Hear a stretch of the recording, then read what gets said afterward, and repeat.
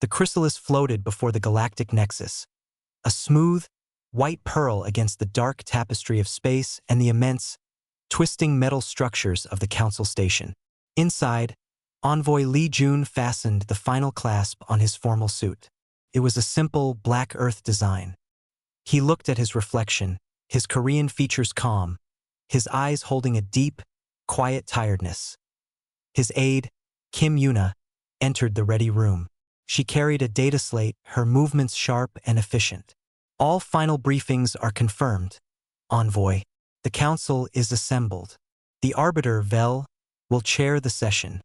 Thank you, Yuna, Li Jun said, his voice soft.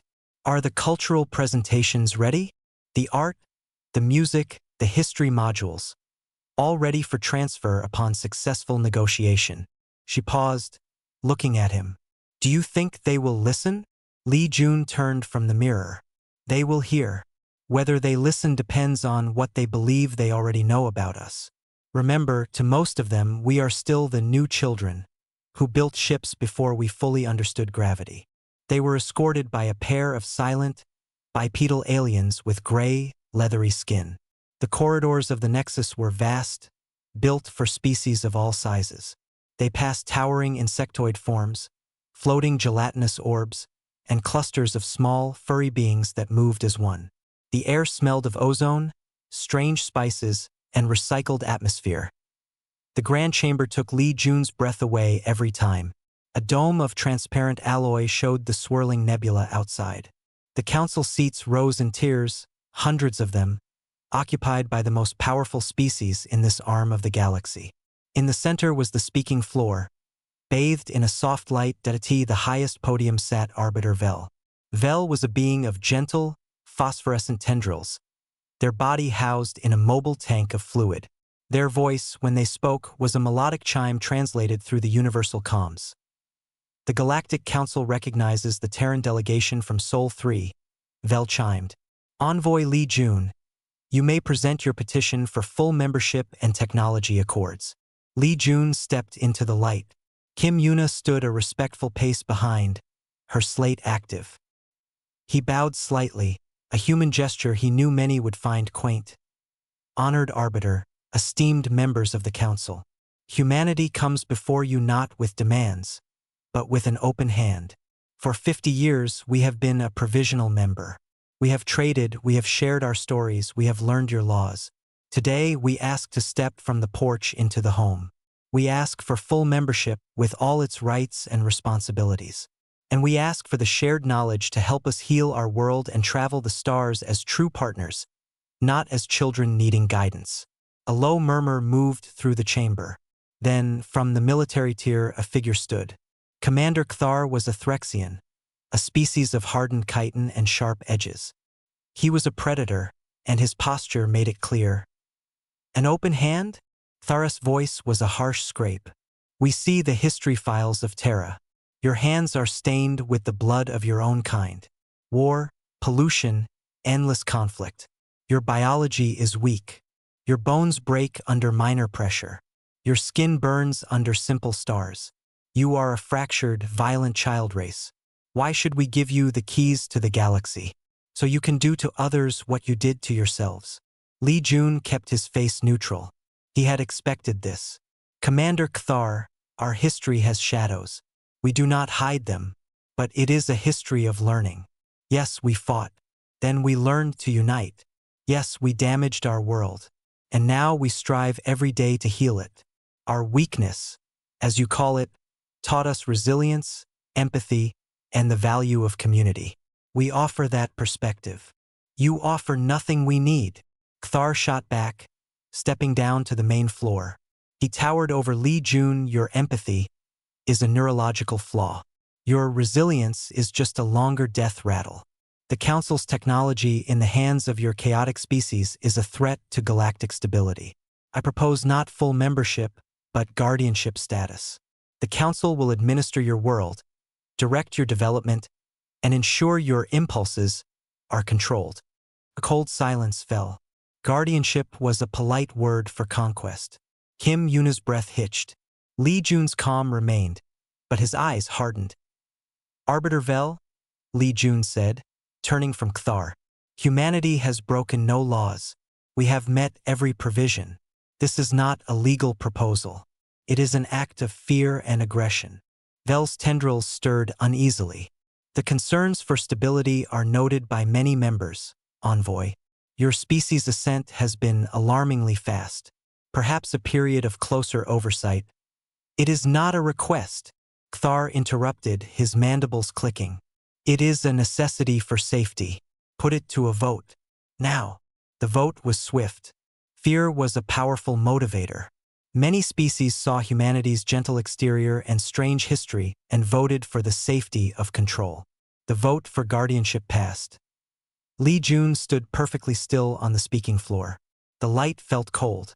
He looked at the sea of alien faces, some regretful, many indifferent, some like Ktharis, triumphant.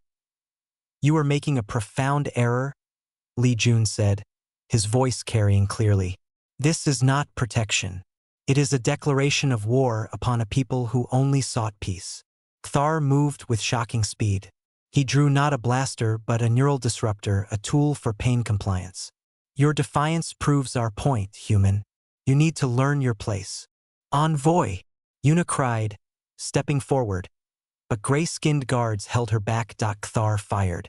A beam of crackling purple energy struck Li Jun in the chest. The pain was instant and immense.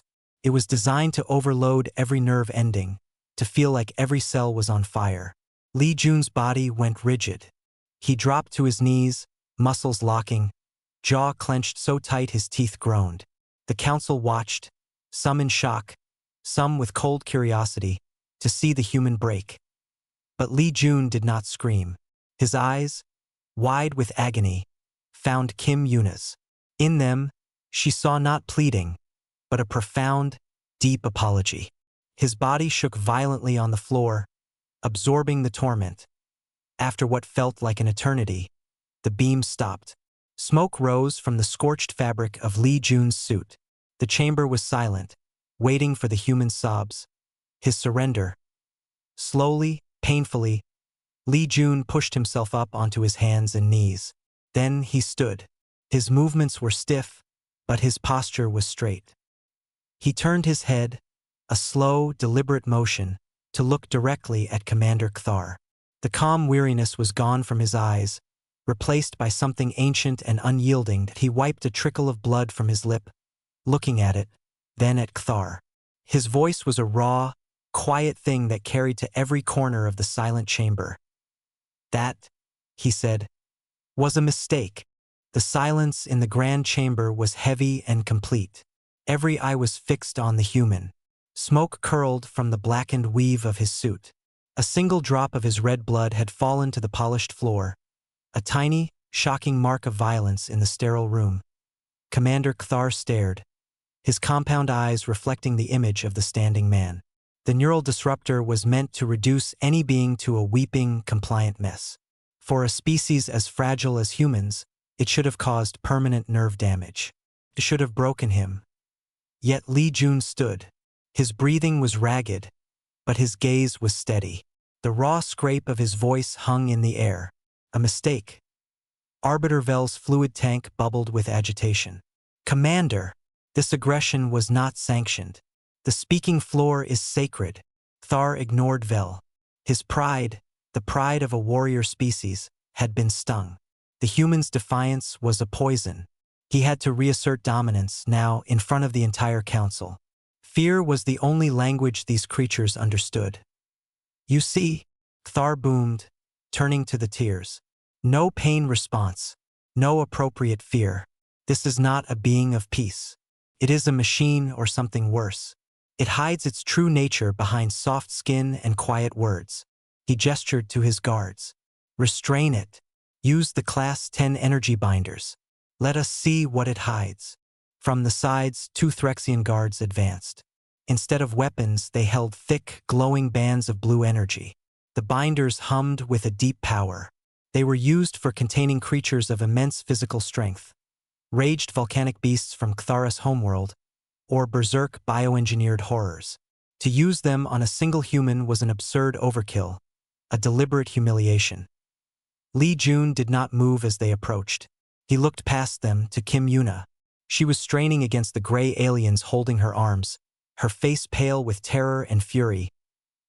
"Do not resist, Envoy," she shouted, her voice breaking the quiet. "It's what he wants." Lee Jun gave her a slow, almost imperceptible nod. It was not a nod of surrender. It was an acknowledgement, a signal. The guard snapped the binders onto his wrists, his ankles, and finally a larger band around his torso. The hum deepened. The blue light pulsed, and Lee Jun's body stiffened again. This was not pain, but immense, crushing pressure. It felt like the weight of a mountain was pressing on every inch of him, seeking to compact him into nothing.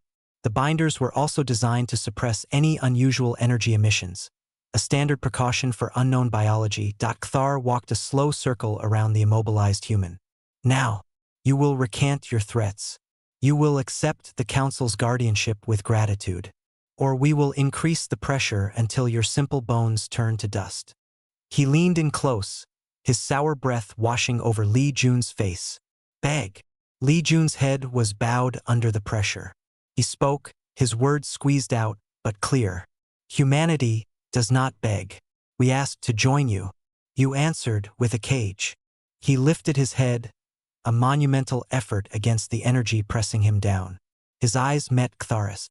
"You should have just said no." Rage, pure and hot, flooded Kthar. This was impossible. He turned to the control console of the binders on a guard's wrist. "Maximum setting. Now. Commander, at that level, it will kill him." The guard clicked in Threxian. "Do it." The guard input the command. The blue light of the binders flared blindingly bright. A deep, resonant whine filled the chamber. The floor plates beneath Lee Jun's feet began to vibrate. Kim Yuna screamed, "No!" But Lee Jun did not cry out. Instead, he closed his eyes. He let out a long, slow breath, as if releasing something he had held for a very, very long time. Then, it began.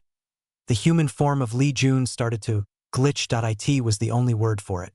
The edges of his body blurred. For a fraction of a second, his shape seemed to stretch and warp, like a reflection in disturbed water. The solid, physical reality of him flickered. Inside the cage of brilliant blue energy, other colors bled through. A flash of impossible silver, a fragment of deep space black, a streak of light that was no color at all. The binders screamed. Their humming pitch shot upward, becoming a screech of stress technology. The control panel on the guard's wrist sparked and smoked. "What is this?" Kthar stumbled back, his warrior's confidence cracking. Lee Jun opened his eyes. They were no longer just human eyes. They were windows. For a moment, Yuna saw not pupils and iris, but a glimpse of swirling nebulae, of stars being born and dying in a silent, infinite dance. His voice, when it came, was different. It was layered. Beneath his own tired human tone was a sound like grinding continents, and above it a chime like distant galaxies. He spoke 2 sentences. The first, in the layered voice, to the council. "You fear the monster in the dark. You never considered we were the dark, being polite." The second, clear and directed only to Kim Yuna, was in Korean. It was not transmitted by the universal translators. Only she heard it. 비상 계획 7. 너를 지킬게. Contingency 7. I will protect you. On the word, 지킬게. I will protect. The Class 10 energy binders, rated to contain planet-cracking beasts, failed. They did not unlock. They did not power down. They exploded. The blast was silent and fierce. Shards of solidified energy, now dull and dead, shot out like shrapnel. The Threxian guards were thrown back against the tiered seats. The shockwave rattled the entire chamber, and the viewport dome groaned in its frame. Where Lee Jun had stood, there was now a cloud of sparkling dust and dissipating energy. And in the center of it, something else. It was not a towering monster. It was roughly the same size as the man had been. But it was no longer a man. It was a form of contained chaos. A humanoid silhouette made of what looked like fractured spacetime, shards of obsidian that drank the light, threaded with veins of pulsating silver energy. Gravity in the chamber went strange. Loose datapads and ceremonial ornaments lifted from tables, hovering. The very light bent around the form, making it difficult to look at directly. There was a profound, heavy silence, broken only by the panicked breathing of hundreds of beings. Commander Kthar stared, his mind refusing to process what he saw. This was no technology. This was not a trick. This was something older. He did the only thing his warrior's brain could command. He raised his sidearm, the one meant for killing, set it to maximum disintegration, and aimed at the heart of the shifting, impossible form. "Demon!" he roared, and fired. The disintegration beam, a line of pure white fury, lanced from Commander Kthar's weapon. It did not miss. It struck the center of the shifting, fractured form that had been Li Jun. Nothing happened. Or, rather, something impossible happened. The beam did not reflect. It did not splash. It was absorbed. The dark shards and silver veins of the form drank the destructive energy like parched earth. For a moment, the being pulsed with a brighter, whiter light from within, illuminating the terrified faces of the council. Then the light faded, sinking into the form, making the silver veins glow a bit more fiercely. The silence that followed was worse than any scream. The only sound was the faint hum of the station and the choked gasps of hundreds of beings. Kim Yuna stood frozen, held by guards who were no longer paying attention to her. Their grip had gone slack with fear. Arbiter Vel's tank bubbled violently. "Kthar, stand down. In the name of the council, stand down." Kthar did not hear. His warrior's mind was trapped in a loop of shock and fury. His weapon had failed. His binders had failed. The human, the thing, just stood there, a quiet insult to all the power he represented. He fired again, and again.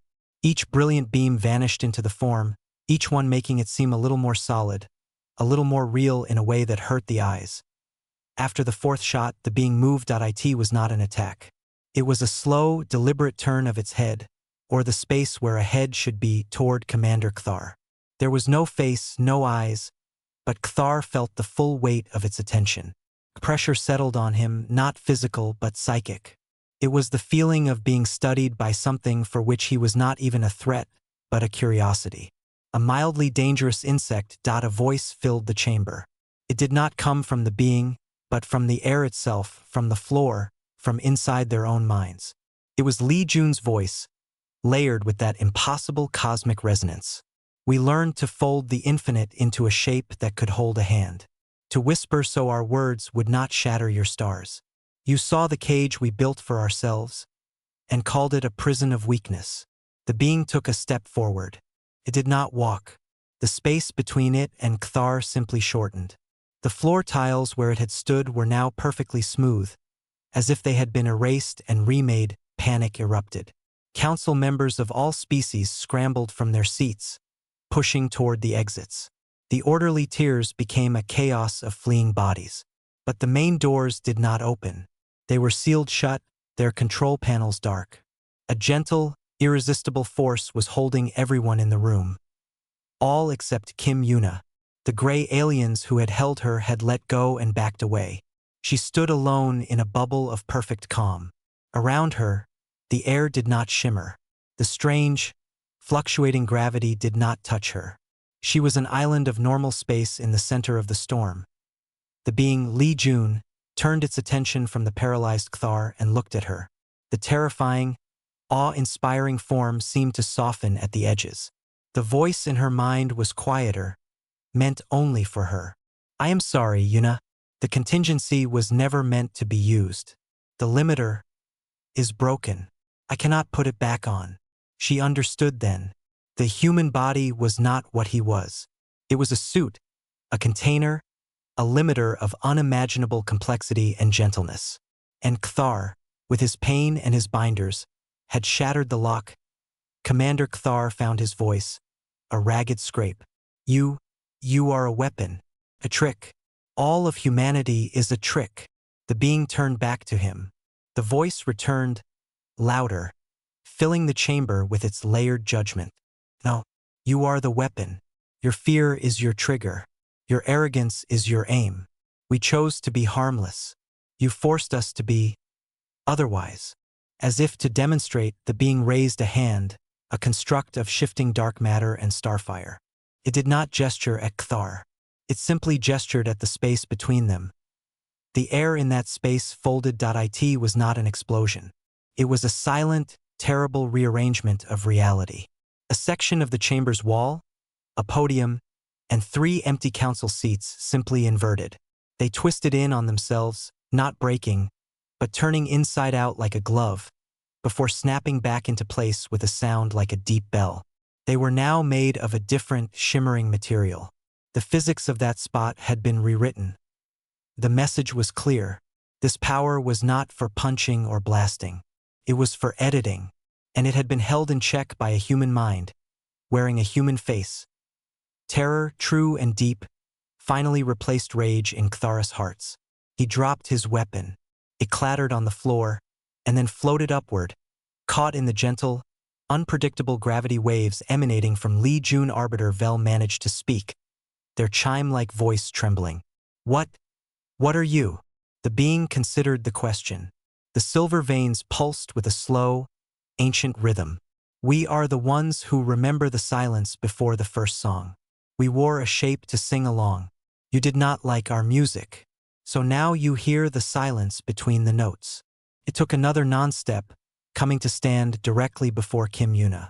It looked down at her, a gesture somehow still human despite the form. The voice in her mind was soft, apologetic. The ship, we must go, cannot hold this unraveling for long. It will consume this place. She nodded, her training overriding her shock. The emergency channel. Park Jun-ho is standing by. A flicker of something like a smile crossed the form, a brief pattern of warm light. Good Jun-ho, always ready. Then the being turned one last time to the cowering council, to Arbiter Vel, to the broken Commander Kthar. Its final words were not a threat, but a simple, devastating statement of fact. The chrysalis is broken. The galaxy must now speak to the butterfly. Pray you like what it has become.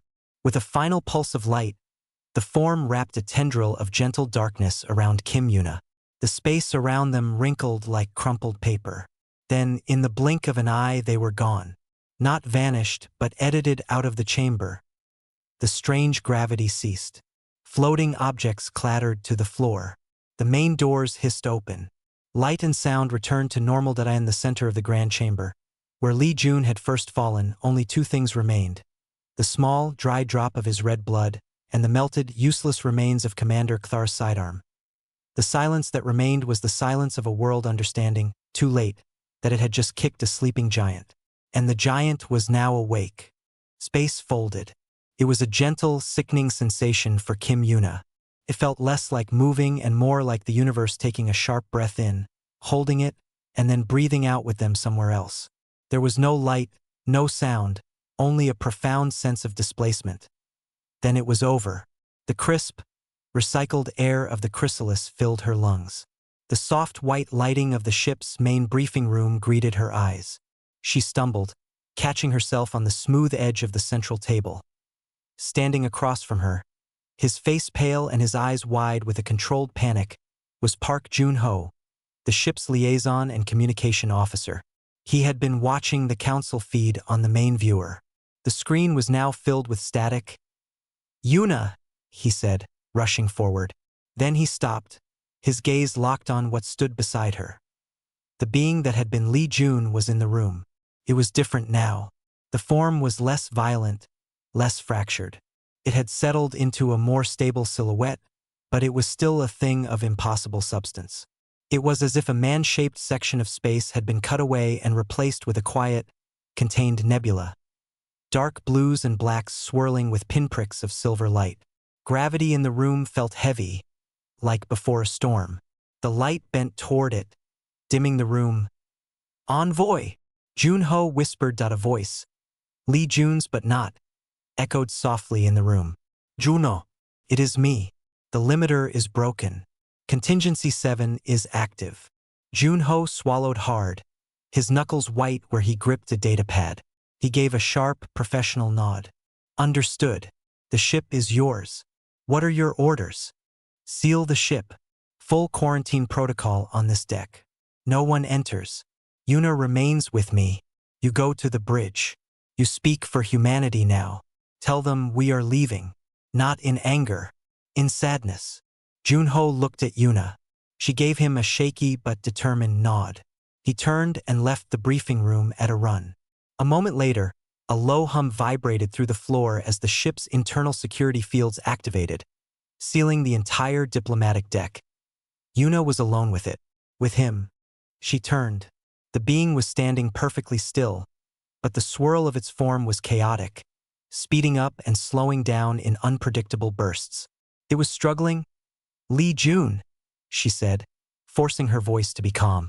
What do you need? The form shuddered. The voice in her mind was strained. Control. The shape. The human shape. It was a story I told myself. A story to make the universe make sense. Now the story is gone. I am remembering everything, all the layers of reality at once. It is loud. As if to demonstrate, the table between them groaned. Its smooth surface rippled like water, becoming wood, then stone, then a strange crystalline material for a second, before settling back as polished alloy. It was reverting to its original state, but the process was visible. Lee Jun's mere presence was making local reality uncertain. How do I help? Yuna asked, stepping closer. She was not afraid. This was her envoy. This was the man who had patiently taught her diplomacy, who had spoken of a peaceful future. Talk to me. Be an anchor. A simple, human point of focus. Please. She took a deep breath. What did one say to an unfolding cosmic entity? She spoke of the first thing that came to her mind. Do you remember? She began. The cherry blossoms in Seoul? The first spring after I joined your team. You said they were a good lesson for a diplomat. Beautiful because they are brief. They do not try to be permanent. They just are. The swirling of the form slowed. The silver pinpricks glowed a little warmer. I remember. The pink against the gray sky. The quiet. The voice was a little more his. It was simple. It was, she agreed, circling the table slowly. And the old man selling hotdog on the street near the office. You always bought too, even when you weren't hungry. A soft sound, almost like a chuckle, resonated in the air. He had a kind face. He reminded me of my grandfather. Piece by piece, she built a memory. She spoke of shared meals on the ship, of his terrible taste in old earth music, of his quiet frustration with bureaucratic forms. With each simple human memory, the being in the room became a little more grounded. The wild fluctuations in the room subsided. The table stayed a table. Finally, it spoke on its own. Thank you, Yuna. The voice was clearer now, though the layered echo remained. What happened back there? She asked softly. What are we? Lee Jun, for it was him again in mind if not in form, was silent for a long moment. A very, very long time ago, he began. The universe was younger, wilder. Things like us were born in the chaos between galaxies. We were thoughts made real. We were energy with will. We could play with the rules. He gestured with a hand of swirling dark, and a small, perfect model of a spiral galaxy appeared over the table, rotating slowly. We almost broke everything, not on purpose. We were just being, but our being was too strong. We were lonely gods in an empty house, breaking the furniture without meaning to. The galaxy model dissolved. So the eldest of us made a choice, a great choice. We would forget. We would fold ourselves away. We would build a cage of flesh and bone and limited time. We would live small, fragile lives. We would learn what it meant to be gentle, to be mortal, to need, to hope, to build instead of alter. Humanity was not our origin. It was our masterpiece, our sanctuary, our limiter. The truth washed over Yuna, vast and humbling. The human body, it's a prison? No. The voice was firm. It is a gift, conscious choice. It lets us walk with grass under our feet and wind on our skin without dissolving the planet. It lets us hold a child without worrying our love will rewrite its DNA. The true form is not what we are. It is what we gave up to become something better, to be part of a community. He looked down at his own shimmering, impossible hands. And now they have broken the lock on the door. They saw the cage and assumed we were the ones trapped inside. They were wrong. We were the guards. On the main viewer, the static cleared. It showed the external view. The Galactic Council nexus hung in space. Dozens of warships, Threxian and others, were moving into position, surrounding the lone chrysalis. Weapon ports glowed with angry light. Park Junho's voice came over the ship's comm. His tone was calm, diplomatic, and utterly firm. It was the voice of humanity speaking, not to a superior, but to an equal that had just revealed its terrible mistake. Galactic Council vessels, this is Liaison Park Junho of the Terran ship Chrysalis. We are departing. Do not attempt to obstruct us. Do not fire. You have seen only a fraction of what you have unleashed. Stand down. A familiar, furious voice screeched back over the channel. It was Commander Kthar. You do not give orders. You are a plague. You will be contained or destroyed. All batteries target that ship. Fire! On the screen, 100 weapon ports flashed. The space between the chrysalis and the council fleet lit up. A storm of energy converged on the small, white human ship. Particle beams, plasma bolts, and focused lasers. Enough firepower to vaporize a small moon. Crossed the void in a silent, deadly rainbow. Inside the briefing room, Kim Yuna flinched, her eyes closing instinctively. But no impact came. No shudder. No scream of tearing metal. She opened her eyes. The main viewer showed the impossible. The weapon's fire did not reach them. About a kilometer from the chrysalis, it all simply stopped. Each beam, each bolt, froze in space. They looked like strange, luminous sculptures. They hung there, harmless and silent. Then, slowly, they began to bend. Not away from the ship, but toward a single point in space directly in front of the chrysalis's nose. The being that was Li Jun had not moved from the briefing room. But Yuna could feel a shift. His focus was now outside. The gentle, contained chaos of his form pulsed with a slow, rhythmic light, like a heartbeat made of stars on the viewer.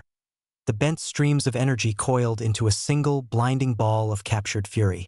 It spun, faster and faster, compressing. Then, without a sound, it winked out of existence. It was not absorbed this time. It was deleted. The channel from the fleet crackled with confusion and panic. What is that? Some kind of shield. Energy absorption at impossible levels. Recharge and fire again. No, the voice was Li Jun's. It did not come from the ship's comms. It came from the vacuum itself. It vibrated through the hulls of every surrounding ship, resonated in the bones of every being on board. You will not fire again. He took a step forward in the briefing room. With that step, his form appeared outside the ship. Not a projection. It was him. He stood on the fabric of space as if it were solid ground, a silent figure of dark matter and contained supernovas, facing the assembled might of the Galactic Council's military. The sight was so profoundly wrong that it paralyzed command decks across the fleet. Here was a being exposed to hard vacuum and cosmic radiation, not wearing a suit, not in a ship, just standing there. The laws of physics wept at the edges of his form. Commander Kthar's voice, ragged with fury and fear, screamed over the fleet-wide channel from his flagship. All ships, maximum power, full salvo. Now! A second wave of fire erupted, even larger than the first. This time, Li Jun did not stop it. He let it come. The energy storm engulfed him.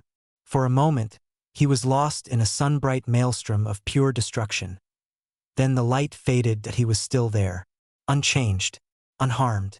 The energy was gone, absorbed into the infinite well of his being. He seemed to grow more solid, more defined. The terror he inspired was not in action, but in passive, absolute indifference to their greatest violence. He raised a hand. He did not point at a ship. He simply made a gentle, twisting motion with his fingers, as if adjusting a dial on Kthar's flagship. The main power core did not explode. It changed. One moment it was a contained fusion reaction, powering the entire vessel. The next, it was a block of solid, cold iron.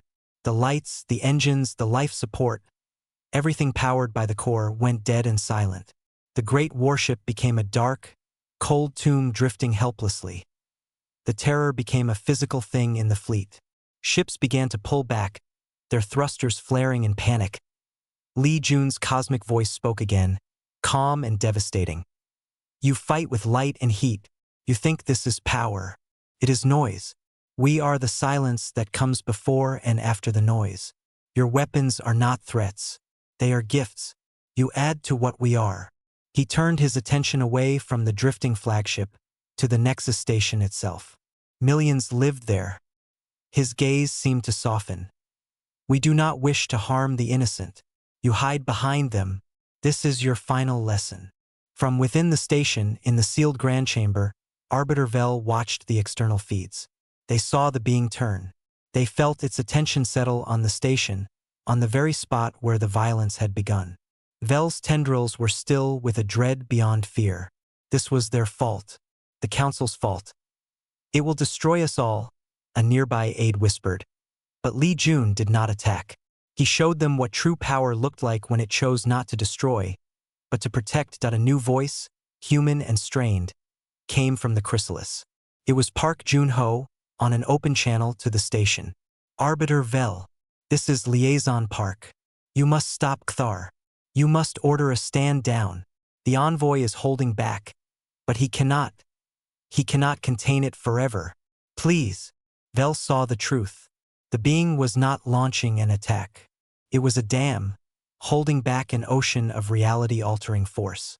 The weird effects, the folded space, the changed matter, they were not attacks. They were leaks.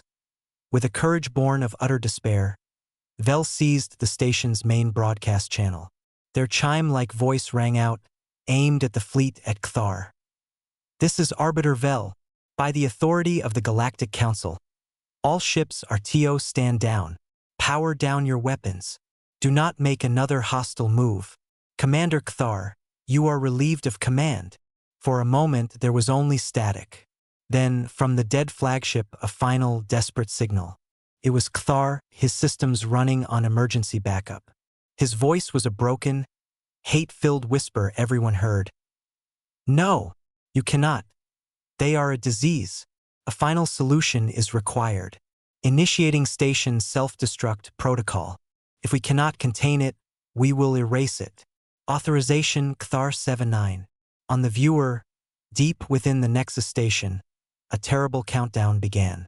The core of the station, a massive plasma reactor, was set to overload. In minutes, it would vaporize the station, the fleet, the chrysalis, and everything for 1,000 kilometers. Vel screamed, "No, you madness! Millions live here." It was too late. The protocol was locked. The core began its death spiral. Kim Yuna watched the countdown on the screen, her hand over her mouth.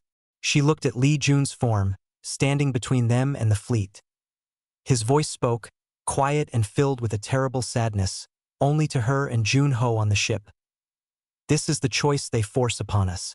To protect one, we must reveal more.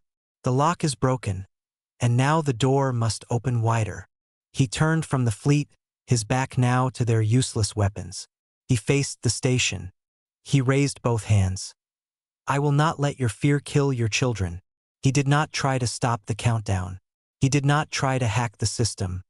He simply reached out, with a part of himself he had kept folded away since the dawn of humanity, and he held the exploding star at the heart of the station. On every screen, the blazing, unstable core of the Nexus was visible. Then space around it wrinkled. It was as if a giant, invisible hand closed around the core.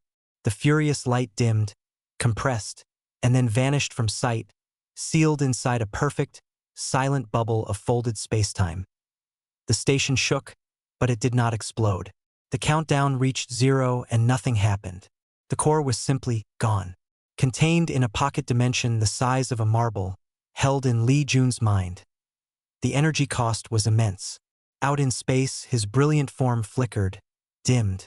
He seemed to shrink, just a little. The human silhouette became more apparent, as if he was straining to pull the shape back around himself. That he had saved them all. And in doing so, he had shown them the true, terrifying scale of the power they had so carelessly provoked. It was not the power to destroy a station. It was the power to save it from itself, at a cost only he could feel. Silence.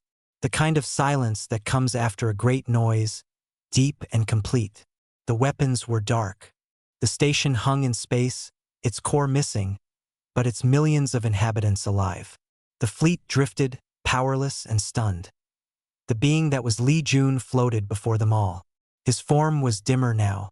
The swirling nebula within him had slowed. The silver veins of light pulsed weakly, like a fading heartbeat. He had folded a star's death into a marble in his mind, and the weight of it was immense. Inside the chrysalis, Kim Yuna saw his flicker on the viewer. She understood. He's hurt, or tired. We need to get him back. On the bridge, Park Junho stared at the same screen. His orders had been clear. You speak for humanity now. He opened a channel, not to the fleet, but directly to the council station, to Arbiter Vel. Arbiter, this is Liaison Park. The Envoy has contained your core. The immediate threat is over. But he cannot hold it forever. And he cannot remain like this. We request immediate and safe passage out of this system. Any further aggression will be met not by us, but by the simple fact that the being holding your explosion may cease to do so. It was not a threat. It was a statement of terrible reality that I end the Grand Chamber. Now empty of all but a few stunned officials, Vel processed the words. They looked at the feed showing Li Jun's dimmed, struggling form. This being had just saved every life on the station. Thar had tried to murder them all. The contrast was a painful, blinding light. Vel opened a channel. Their voice was hollow, stripped of all authority, filled only with shame. Liaison Park, this is Arbiter Vel. You have safe passage. All council vessels are ordered to stand down. We will not obstruct you. They paused, the words sticking. The being, the Envoy, is he? On the viewer, Li Jun's form drifted closer to the chrysalis. It passed through the hull as if it were mist, returning to the briefing room. The moment he was inside, the containment field around the deck shimmered. The air grew heavy again. Yuna rushed to where he stood. The human shape was more visible now, but it was like a ghost seen through the cosmic form. He was leaning heavily against the wall, though his feet did not quite touch the floor. Li Jun, she said as he turned his head. The swirling lights where his face should be softened. It is difficult. The human pattern is broken. I am remembering how to be small. It is the hardest thing. What do you need? Time, and quiet, and an anchor. He looked at her. You are a good anchor, Yuna. Outside, the council fleet was in full retreat, pulling away to a safe distance. The station hung dark and powerless, but rescue shuttles were already launching from unaffected sections. The panic was turning into a stunned, silent recovery. Back on the bridge, Junho watched the retreat. He then opened one more channel, a broadcast on all frequencies, to the station, to the fleet, to any who could hear. People of the Galactic Council, this is Liaison Park Junho of Earth. We are departing. We did not come for war. We came for community. You showed us something else. The envoy you attacked has just saved your home, at great cost to himself. Remember that. When you look at the stars tonight, remember that the quiet human beside you may be wearing a face as a courtesy you can break only once. We will be in touch. He closed the channel. Helm, he said, take us out. Slow and steady. Course for the system's edge. The chrysalis turned. A slow, graceful movement. Its engines glowed a soft blue as it began to move away from the Nexus, from the fleet, from the scene of its humiliation and its revelation. In the briefing room, Li Jun slowly sank until he was sitting on the floor. The cosmic light around him drew inward. The dark, starry substance began to solidify, to take on color and texture. Yuna watched, her heart in her throat, as the impossible folded back into the familiar. The silver veins shrank into pale skin. The dark nebula condensed into the black fabric of his scorched suit. The swirling lights dimmed and became the soft brown of his human eyes. Took several minutes. It was like watching a statue being carved from living space. Finally, Lee Jun sat before her, looking utterly human again. He was pale, drenched in sweat, and his hands trembled. He looked up at her, and his eyes were filled with an exhaustion deeper than any mere sleep could cure. It was the exhaustion of an age. "Yuna," he said, his own voice, raw and human. She knelt beside him. "I'm here. The core. It is in a fold. I am holding it. I will need to put it somewhere safe. Later." He took a ragged breath. "The limiter is not fixed. It is a patch, a memory of a shape. I must consciously hold it now. It will be a while before I can forget how to be large again." She understood. The human form was now a choice, a constant, tiring effort of will. A performance he had to maintain every second. "What happens now?" she asked. He looked toward the viewer, which showed the stars stretching into lines as the chrysalis jumped to faster-than-light speed. The Nexus, the Council were gone. "Now," he said quietly, "they know. The story is over. The galaxy knows that humanity is not what we seem. Some will fear us more than ever. Some may finally understand. We must go home. We must tell our people that the secret is out. That the long, gentle dream of being only human is waking up." He tried to stand, and she helped him. He was light, too light, as if part of him was still not entirely solid. He walked to the viewport, looking out at the streaking stars. "I am sorry," he said again. "I failed. I was supposed to keep the peace." Kim Yuna shook her head. "No, Envoy. You showed them the price of peace. They are the ones who will have to pay it." He nodded slowly. The weight on his shoulders was no longer just the contained star. It was the weight of a galaxy's new understanding, and the future of a people who had just remembered they were also something else. Something ancient. Something that had chosen to be kind, and had just been forced to show how costly that kindness could be. The journey back to human space was quiet. The usual hum of the chrysalis felt different now. It was the silence of a held breath. Park Jun-ho managed the ship from the bridge, his face set in a calm mask. Inside, he was reeling. He had spoken for humanity. He had looked into the void where their secret had been kept and had seen it stare back. Lee Jun remained in his quarters. Kim Yuna checked on him often. He sat by his small desk, staring at nothing. He looked human, completely human. But there was a careful stillness to him, as if moving too quickly might make him come apart. He was holding a shape together by memory and will. "The core?" Yuna asked on the third day, bringing him food he would not eat. "Still contained," he said, his voice thin. "A tiny, angry sun in a box in my mind. I will release its energy slowly, safely, into a dead star we pass. It is a manageable weight." He did not say what the real weight was. They arrived at the edge of the Sol system. The familiar yellow glow of their sun was a comfort and a dread. What would they say? How would they explain?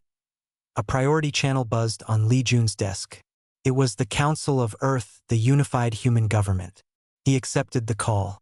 The faces of elderly men and women, wise and tired, filled the screen. They had seen the data bursts, the emergency reports. "Envoy Lee," the chairwoman said, her voice soft. "We have reviewed the preliminary data. We see what happened." Lee Jun bowed his head.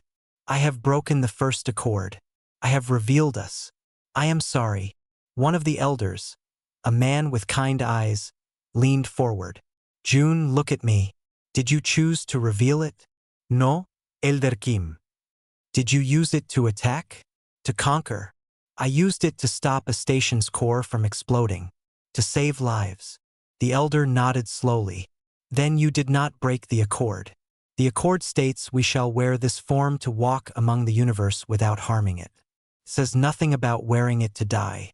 You upheld its spirit. You protected life. Even theirs." A small, hard knot in Lee Jun's chest began to loosen. He had not expected forgiveness. "What comes next?" he asked. The chairwoman sighed.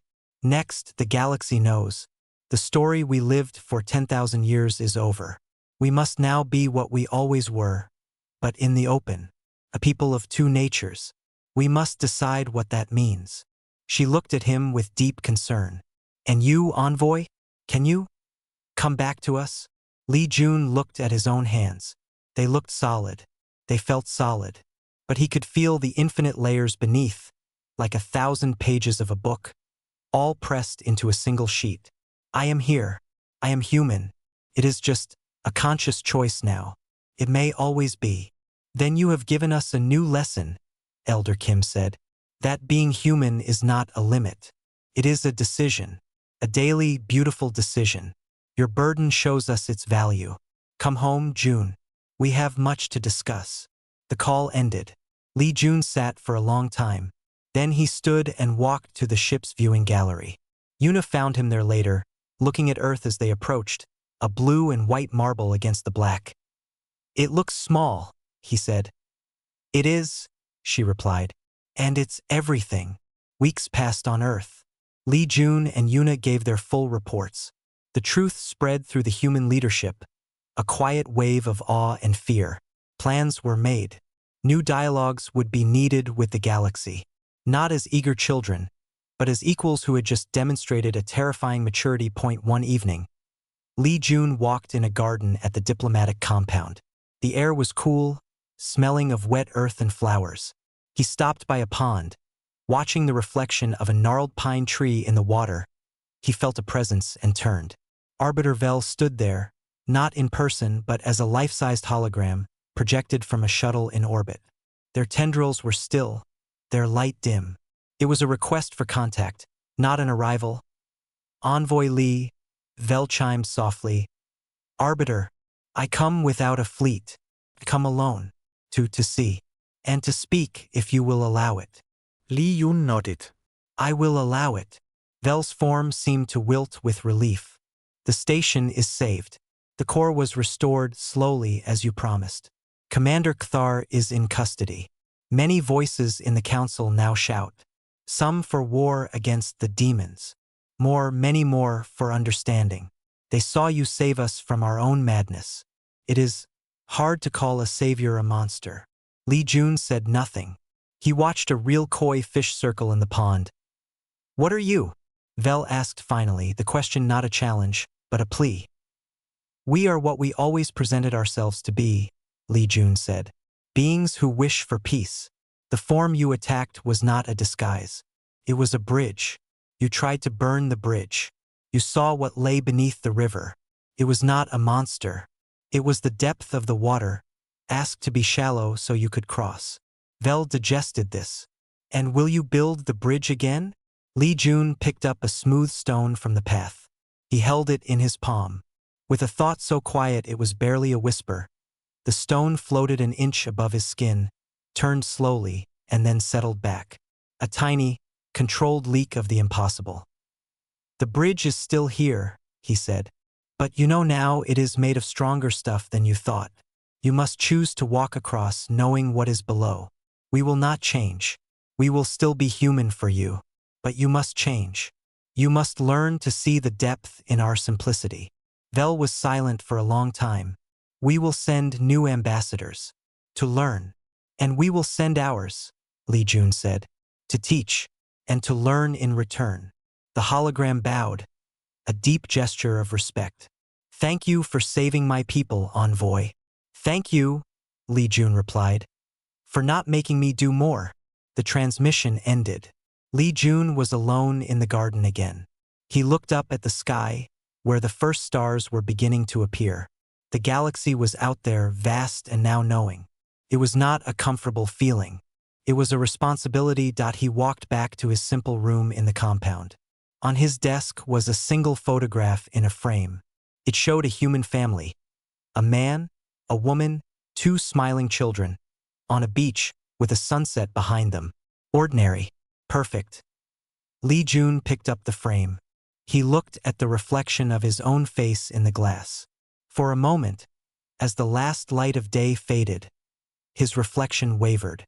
Behind the image of a tired Korean man, a pattern of faint, silver light flickered, like distant stars seen through a thin veil. It was there, and then it was gone.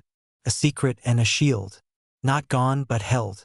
A choice made again in that moment to be small, to be human, to be part of something fragile and beautiful. He put the frame back on the desk, facing out.